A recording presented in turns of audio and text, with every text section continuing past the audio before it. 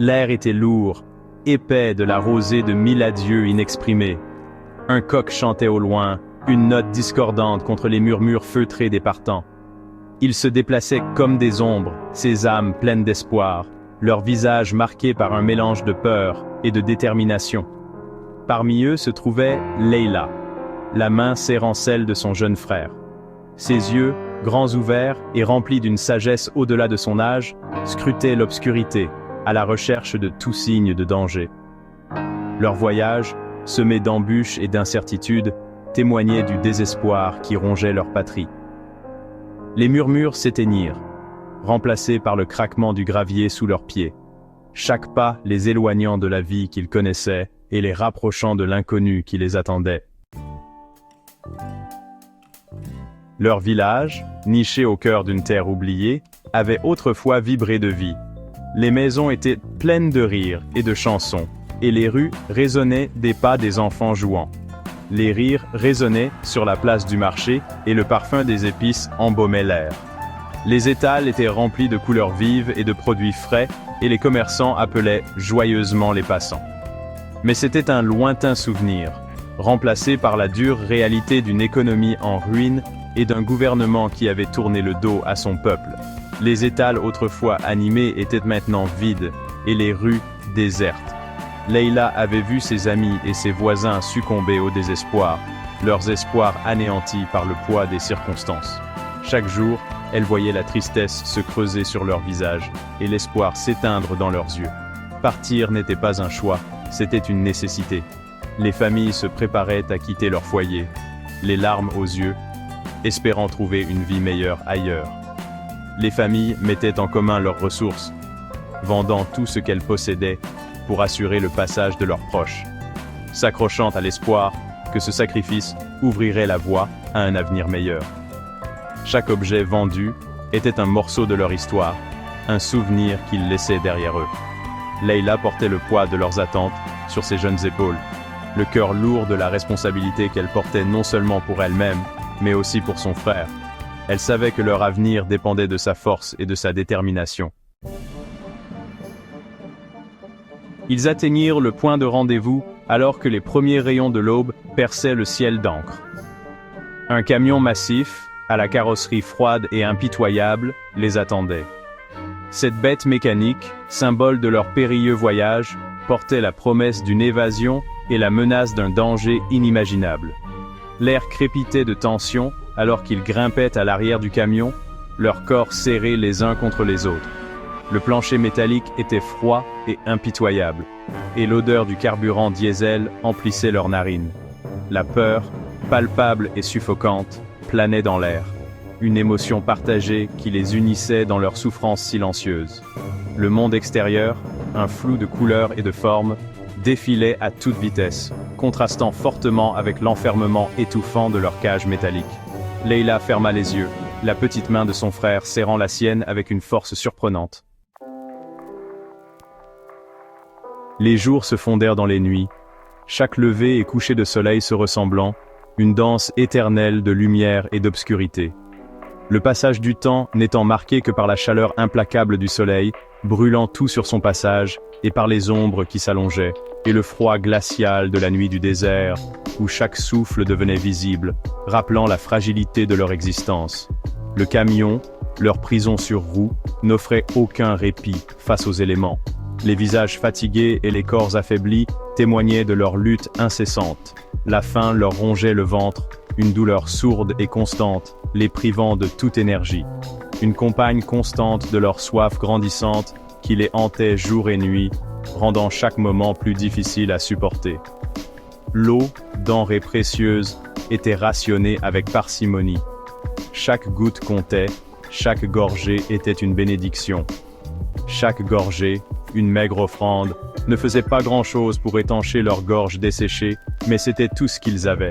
Leila regarda la vieille femme à côté d'elle offrir sa ration à un enfant qui pleurait, un geste de pure générosité.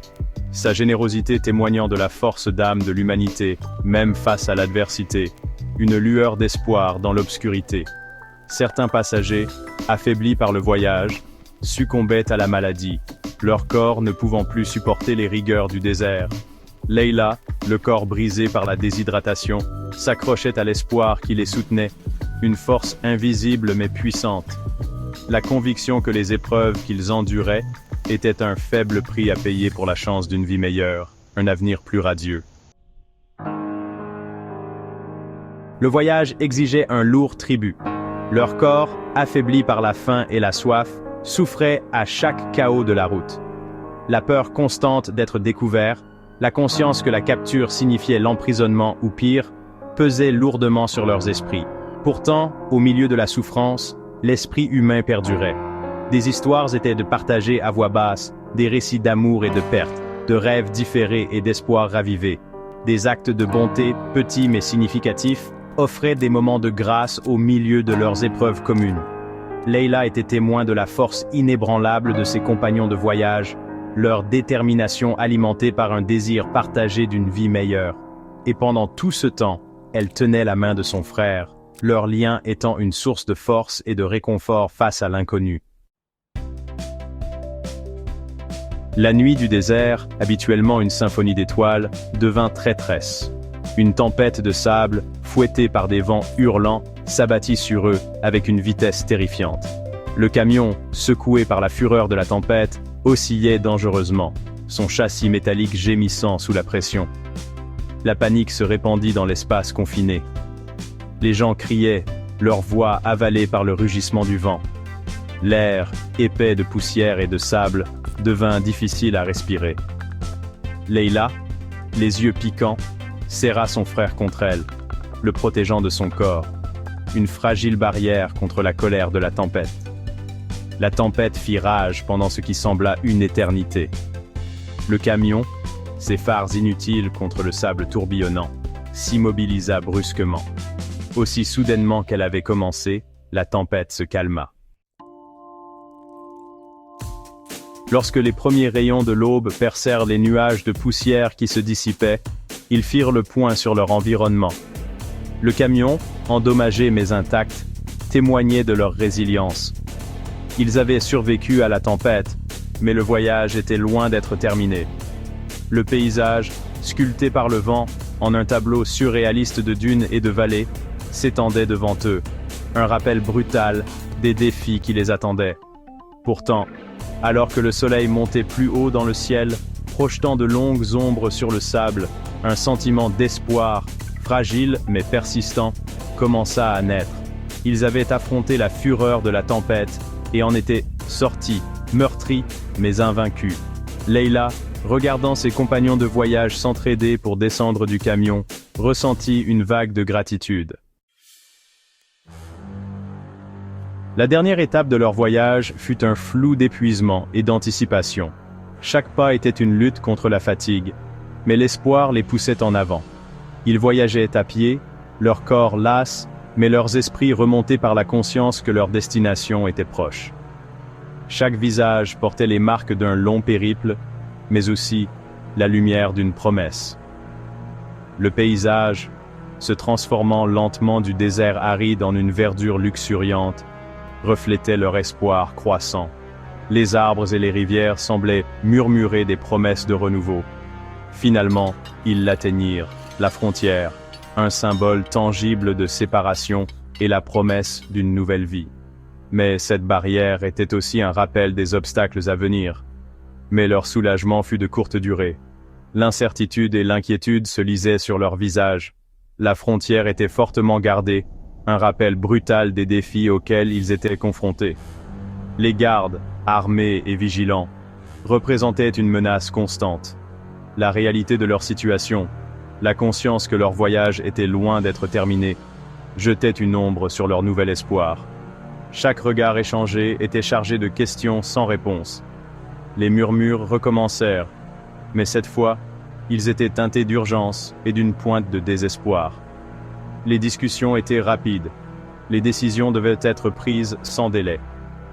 Le groupe se dispersa, se fondant dans l'ombre, leurs mouvements furtifs et silencieux. Chaque pas était calculé, chaque souffle retenu. Leïla, serrant la main de son frère, ressentit une vague de peur. Elle savait que leur survie dépendait de leur discrétion et de leur courage. Leur histoire, bien que fictive, n'est que le reflet d'innombrables autres. Le sort des migrants, chassés de leur foyer par la pauvreté, la violence et la persécution, est une crise mondiale qui exige notre attention. Leur voyage, souvent périlleux et incertain, témoigne de leur résilience et de leur foi inébranlable en un avenir meilleur. En étant témoins de leur lutte, nous nous rappelons notre humanité commune et notre responsabilité de créer un monde où chacun a la possibilité de vivre une vie digne et pleine d'espoir. Que leurs histoires servent d'appel à l'action, un rappel que nous sommes tous interconnectés et que la lutte pour la justice et l'égalité transcende les frontières.